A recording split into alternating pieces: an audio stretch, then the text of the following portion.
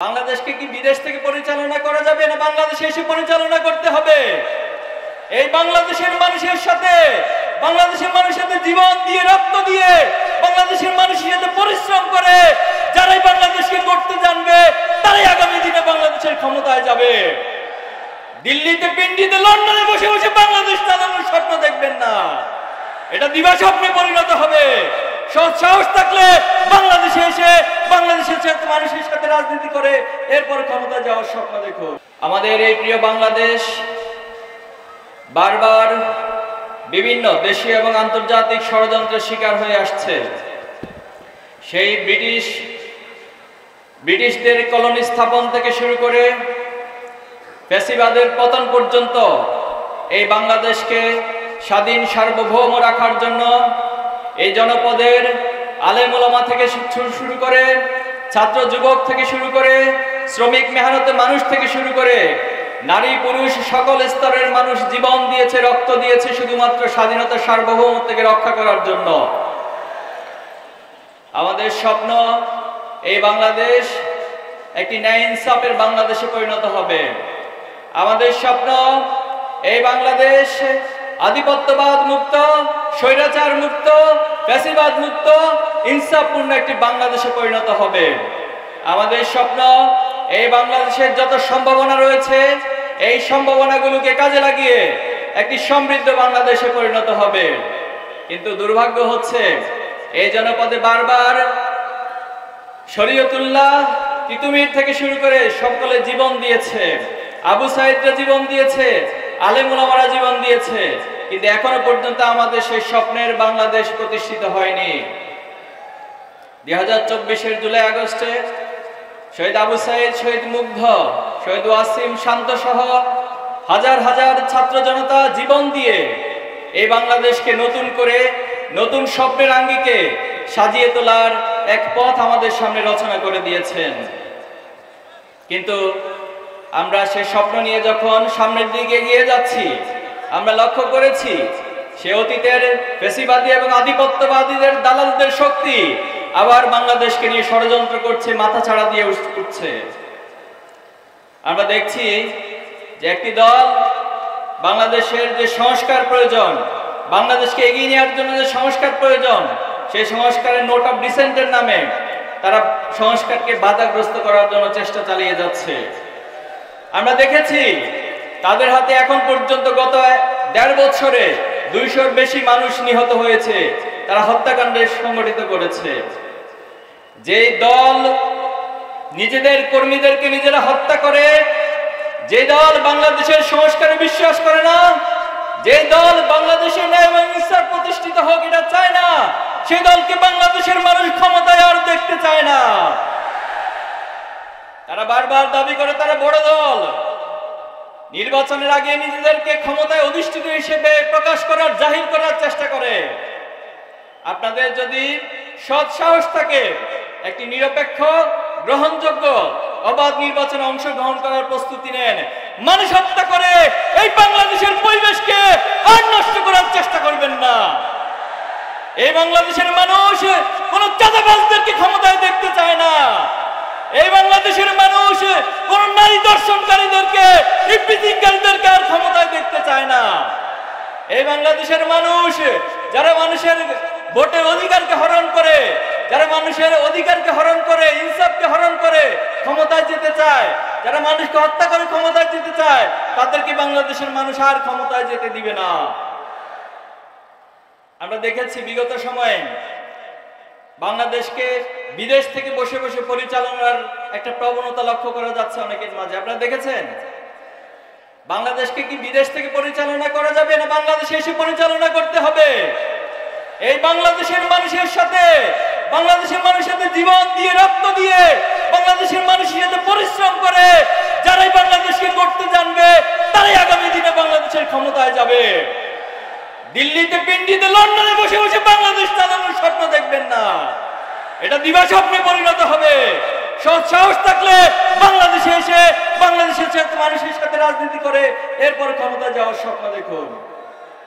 সংগ্রামী উপস্থিতি, ইসলামী ছাত্র শিবির 1977 সাল থেকে আজ পর্যন্ত বাংলাদেশের ছাত্র সমাজকে, যুব সমাজকে নৈতিকভাবে মেধার ভিত্তিতে গড়ে তোলার জন্য আপ্রাণ চেষ্টা চালিয়ে যাচ্ছে। কিন্তু দুর্ভাগ্য হলো সে 1970 সাল থেকে আজ পর্যন্ত আমাদের শত শত ভাইদেরকে জীবন দিতে হয়েছে, আমাদের ভাইদেরকে নির্মমভাবে হত্যা করা হয়েছে। আমরা যখন প্রশ্ন করেছিলাম যে কি আমাদের অপরাধ ছিল, কেন আমাদের ভাইদের উপর এত নির্যাতন, এত গুম, এত খুনের ঘটনা ঘটানো হচ্ছে, তখন একটাই উত্তর পাওয়া গিয়েছে যে আমরা শুধুমাত্র এই ঘোষণা দিয়েছিলাম, ওমা নাকামু ইল্লা আন ইউমিনু বিল্লাহিল আজিজিল হামিদ, আমরা শুধুমাত্র এক আল্লাহর কাছে আমাদের নিজেদের বিশ্বাসকে সঁপে দিয়েছিলাম। এই অপরাধে আমাদের শহীদ সাব্বির, শহীদ আইয়ুব থেকে শুরু করে আমাদের প্রথম কেন্দ্রীয় সভাপতি শহীদ মীর কাসিম আলী, শহীদ কামরুজ্জামান থেকে শুরু করে শত শত ভাইদেরকে জীবন দিতে হয়েছে। আমাদের শত শত ভাইদেরকে গুম করা হয়েছে, নির্মম নির্যাতন করা হয়েছে রিমান্ডে নিয়ে। অনেক ভাইদের লাশ খুঁজে পাওয়া আছে নদীতে, খালে, বিভিন্ন রাস্তার ধারে। তথাকথিত ক্রস ফায়ারের নামে আমাদের অনেক ভাইদেরকে গুলি করে হত্যা করা হয়েছিল। কিন্তু 2024-এর জুলাই আগস্টের পর অনেকগুলো আয়নাঘর আবিষ্কৃত হয়েছে। কিন্তু দুর্ভাগ্য হলো আমাদের 7 জন ভাইকে এখনো ফিরে আসেনি। আমরা প্রশাসন থেকে শুরু করে বিভিন্ন জায়গায় বারবার বলেছি, তাদের পরিবারকে নিয়ে এসে বিভিন্ন আবেদন উপস্থাপন করেছি, কিন্তু এখনো পর্যন্ত আমাদের সেই ভাইদেরকে কোনো খোঁজ সরকার দিতে পারে নাই। আমরা সরকার থেকে আহ্বান জানাবো, অতি সত্বর আমাদের ভাইদের এই খোঁজ আমাদের বাংলাদেশের কাছে, তাদের পরিবারের কাছে দিতে হবে।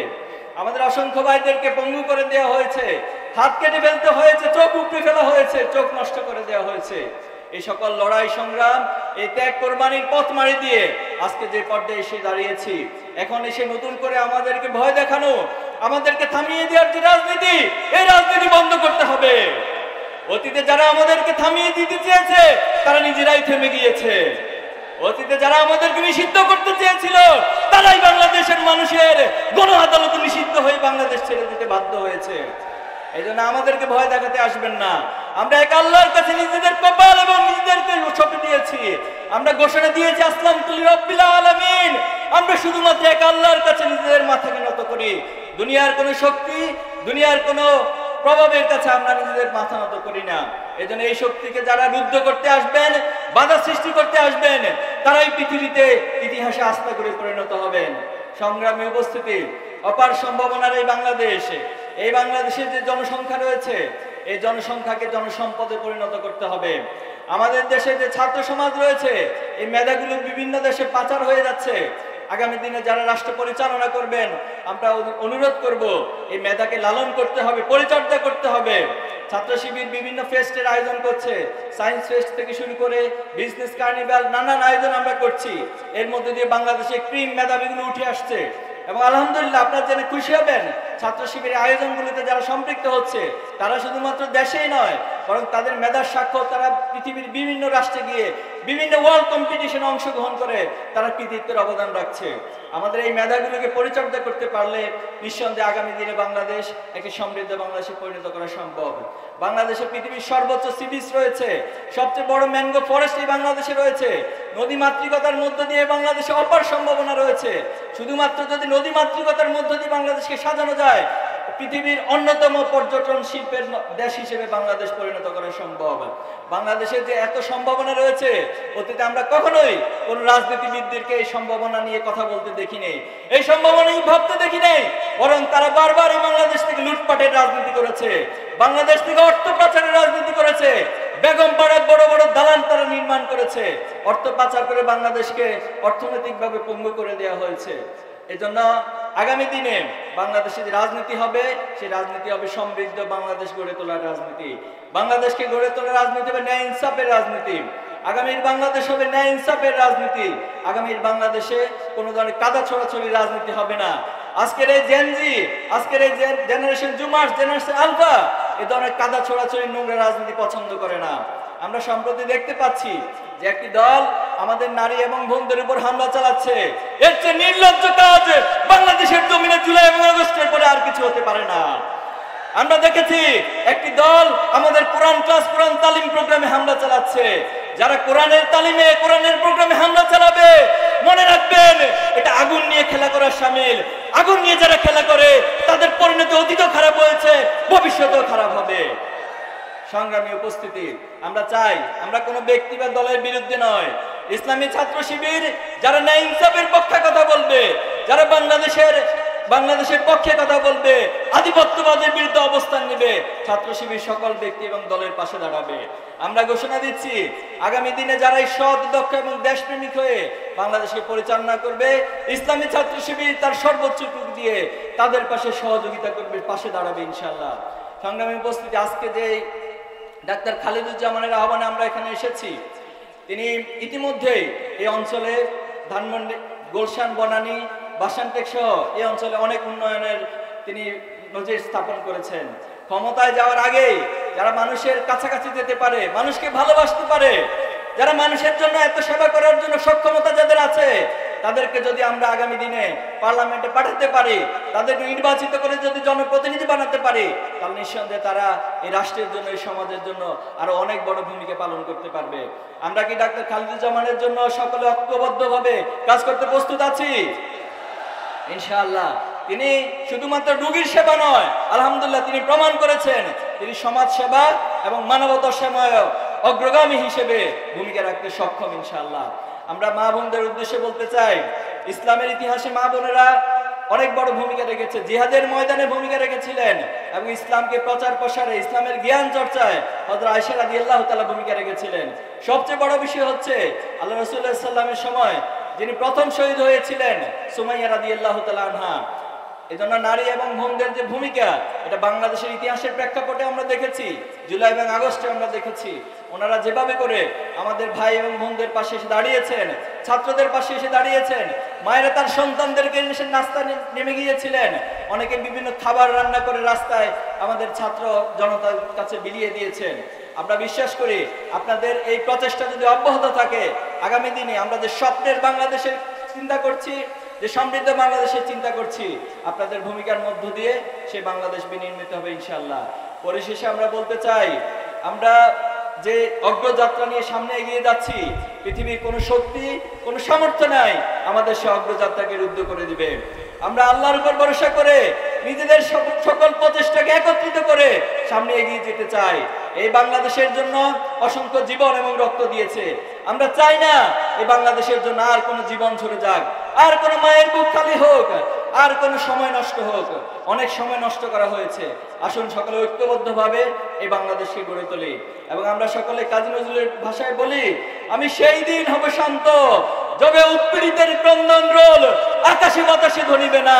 আমরা সেই দিন হব শান্ত, এবং যেদিন বাংলাদেশে এমন নেতা নির্বাচিত হবে, এমন প্রতিনিধি নির্বাচিত হবে, যাদের পিছনে পিছনে আপনাদেরকে চাকরির জন্য ঘুরতে হবে না, যাদের পিছনে পিছনে ন্যায় বিচারের জন্য আপনাদেরকে ঘুরতে হবে না, বরং ওমর রাদিয়াল্লাহু তাআলার শাসনামলে তিনি যেভাবে করে মানুষের অধিকারকে তাদের ঘরে ঘরে পৌঁছে দিয়েছেন, আমরা চাই আগামী দিনে এমন নেতা আমাদের মাঝ থেকে উঠে আসুক, এমন নেতা নির্বাচিত হোক যারা তাদের অধিকারকে মানুষের দোরগোড়ায় পৌঁছে দিবে। আমরা সেই প্রত্যাশা করে এবং আপনাদের সবার জন্য শুভকামনা করে আমার কথা এখানে শেষ করছি। বাংলাদেশ জিন্দাবাদ, ইসলামী ছাত্র শিবির জিন্দাবাদ। আসসালামু আলাইকুম।